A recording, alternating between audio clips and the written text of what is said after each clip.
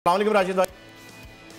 वालेकुम सलाम। क्या हाल है आपके? अल्लाह की शुक्र। राशिद भाई, सबसे पहले तो पहले से ही शुरू करेंगे कि पाकिस्तान की टीम जो है वो सुपर 8 में नहीं आ सकी, तो मैं जानना चाहूँगा कि आपके क्या तासुरात हैं उस बारे में, और क्या आपको लग रहा था टीम को देख के कि हाँ भाई ये टीम जो है वो इतनी इस वक्त इसके अंदर पोटेंशियल नहीं है, या कुछ गड़े और जो ग्रुप बंदी कहा जा रहा है उससे क्या आपका आइडिया क्या था?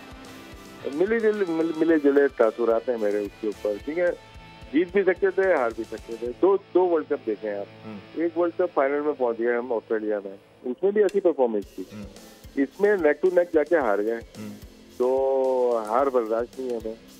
वो टीम भी ठीक थी, ये टीम भी ठीक थी, बस ठीक थी, अच्छी नहीं कह सकते तो ठीक थी, लेकिन हार हमें बर्दाश्त नहीं है। और दूसरी टीमें अच्छा परफॉर्म कर रही है, लाइक अफगानिस्तान, इंडिया, तो हमारा गुस्सा और ज्यादा हो जाता है इससे ना कि दोस्त टीम अच्छा परफॉर्म कर रही है, पाकिस्तान नहीं कर रही।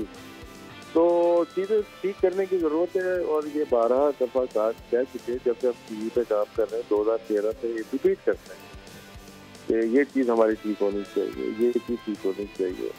तो हम लोग थोड़ा सा लेट हो जाते हैं चीजों पे। टीम हमारी आसानी के लिए मिडिल ऑर्डर हमारे बिल्कुल भी नहीं था जैसा था लोगों को, और टिकट थोड़ी ऐसी मिली जिसकी वजह से हम लोग बिल्कुल सर्वाइव कर ही नहीं पाए।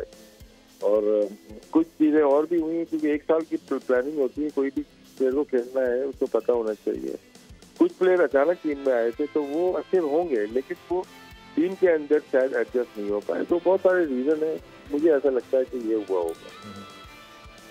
बिल्कुल, रीजन आपने बहुत सारे बताया और बहुत सारी चीजें भी बताई। सब्सक्राइब करें और बेल दबाएं ताकि कोई खबर रह न जाए।